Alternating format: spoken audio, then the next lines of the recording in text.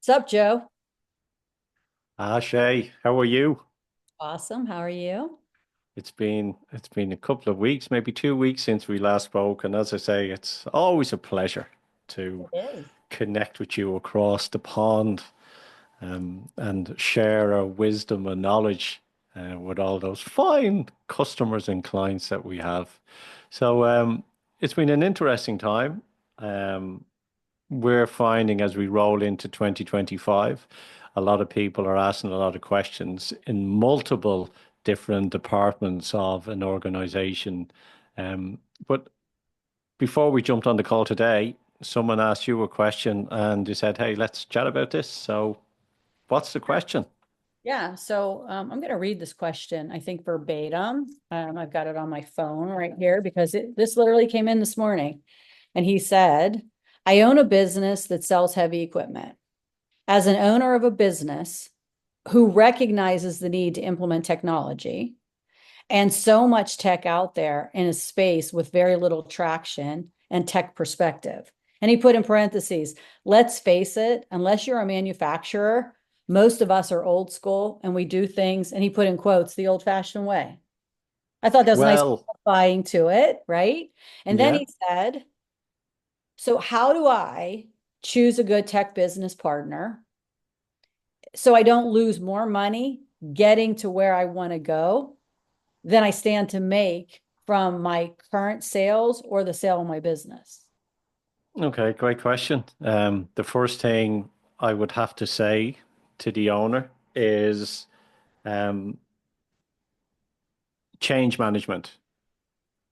That if you were looking for a vendor, or you're looking for software, or you're looking for ways to actually improve the business, it has to start with you. You're the one that has to be motivated. You're the one that all your staff look up to. Now, when you do put software or tech into an organization, you will get people that go into shock. Then they go into anger. Then they have despair. And then from despair, they have learning. And then from learning, they realize that it wasn't as bad as what they thought. It was only inside their own head. And then they move into the organization. So the one thing that I've always been a great believer in, Shay, is the best asset that anybody can have is themselves, and learning to tool yourself to be better within a company. So for the likes of old school, I'd class myself as old school now, being honest, and it starts with, there's a slow early results. You have to sort of go, okay, what is it that we want to achieve? What is it? The end result. And then looking back, what is the route that we have? And I think we spoke about this in a last episode. You don't go and get a tech partner or software to talk to to everyone in your industry at the next Christmas party to say, "Oh, we've got this software." The software is there to help you grow your profits, to make better decisions. It's an asset to sell the business, but also to help the lives as well of your staff. So it's focusing on the improvement, get involved yourself, measure your team. It's all about then getting involved, doing it, and then that ripple effect then will have great impact. And the one thing when, we used to put software in many years ago, there'd be people that were so terrified of having that change that they'd ring in sick on the training day. But as you go through and weed that out, if someone doesn't want to learn, if someone doesn't want to grow with an organization because the company's coming into the 22nd century and beyond, sometimes you have to let them go. Yeah. Yeah. It's a big issue for, I think from my background, I was part of the transition of healthcare into EHRs. When people, you're a doctor, you're in healthcare, and there was a need for BEHRs, you took care of patients. You went to school to take care of people. You didn't go to school to put computers in your office and submit something on the internet. You were mailing claims to Medicare. It was fascinating to me at that time because Medicare offered $1 per claim incentive if you submitted electronically. And physician practices at $1 claim, that's not worth it. Why am I going to do it for $1 claim? And I came in at that time, I was transitioning, and I would say, have you done the math? Do you know how many claims you have? $1 a claim will net you, it becomes a revenue stream for you because the cost of the equipment, and at the time, a lot of software companies were offering the hardware for free. So I think that there's a feeling that the cost of technology is far greater than the gain, and people don't do the simple math. Yes. And that is old school to just do that calculation. How many do we actually have? Step away. How many do we have? Is this cost so exorbitant? And is this mountain to climb as difficult as we really think that it is? You know, back in the 90s when we got computers, and one of the guys never switched on his computer, but he used to use it for post-it notes. So he'd have the post-it notes on it, and that was his screen, and kind of going, okay, that works for you. But here's the reality. You have two choices. You do nothing and wait, or you act. Okay, so let's talk about that. So you act. I'm an owner. I'm this man who, is saying that he needs his help. What what steps would you recommend that somebody like this takes to identify the change management protocol? Change management, yes. I'm the owner. What to make a clear and precise plan, derive a clear and precise plan. Maybe he thinks or she thinks that there's something that they should be adding this type of software or this type of a data. Maybe that's not the right answer. How do you choose a partner? How do you know that your next steps? Because it's kind of like that first step really dictates the second and third. How do Okay. you pick a good partner? How do you make the right choices? How do you derive the right change management plan? You start with the end in mind and you reverse engineer. So the end in mind, whatever that is, say, let's look at a CRM package. Okay, because that was, I think, one of the things, was it that they mentioned about a CRM um, or a management system for the organization, and they have multiple areas. Okay, what is it that you feel would be the benefit of taking on a partner or tech? And you make out that list of all the things that you perceive to be the idea that you want to have from making this big investment. And then from there, you work backwards. But it's also then picking the right vendor. It's you doing your due diligence. And it's doing your due diligence to not jump after the rabbit with the white fluffy tail, right? It's, oh my God, I want this. It's looking at what the system has to offer and making a calculated decision.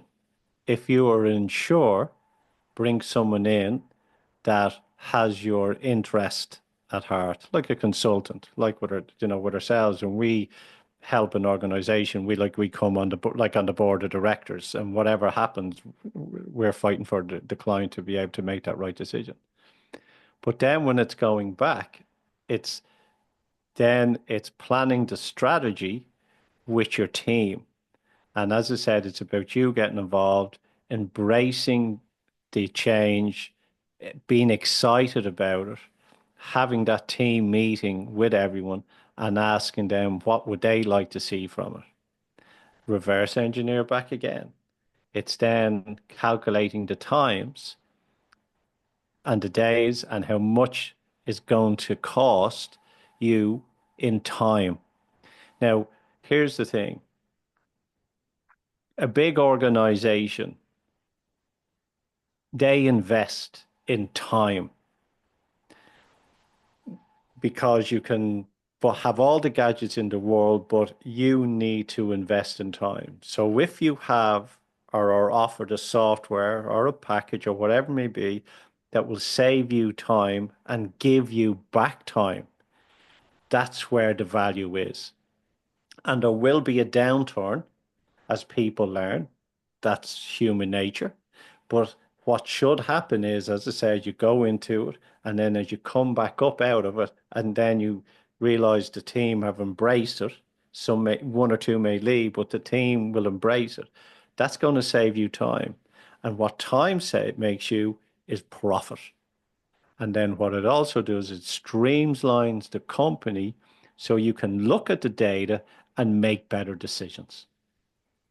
And you're not saying that this individual, by being involved, needs to be on every meeting and involved in every level of choice and a high super user of the software. No, no. He needs to embrace it that he knows what it is and he knows, what the end result of it is going to be. He doesn't need to learn the whole thing. I have software that we introduce to companies that I would know from the back of my hand. But as you go and work on the business, I know the software works. I wouldn't be able to train someone in on it tomorrow, but my Right. team would. Yeah. But there was a time when I knew.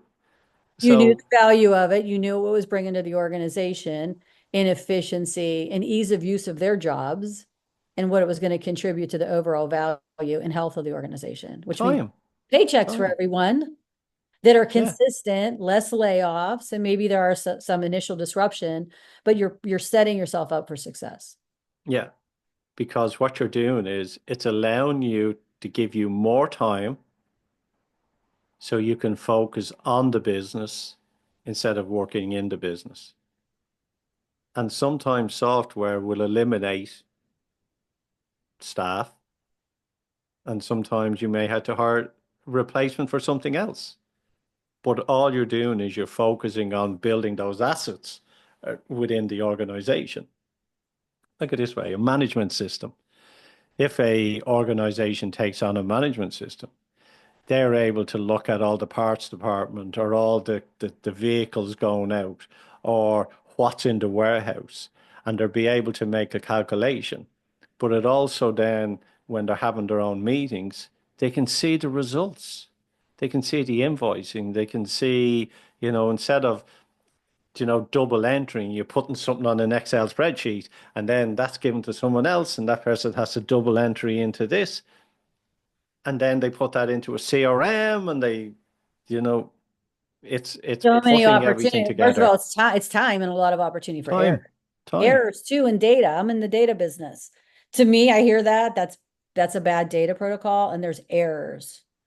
So I think that this person, I think we've answered his question and that there's resources out there to help make those decisions that are very affordable that have your back that you can trust.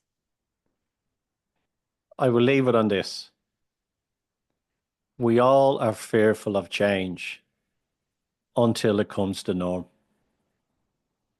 and once you've walked over through that valley of death, it actually, you look back and go, it wasn't that bad. It was a bit of a learning curve.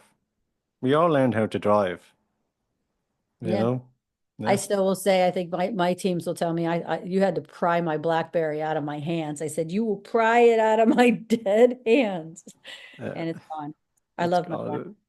Yeah. No. But All look, right. I think it's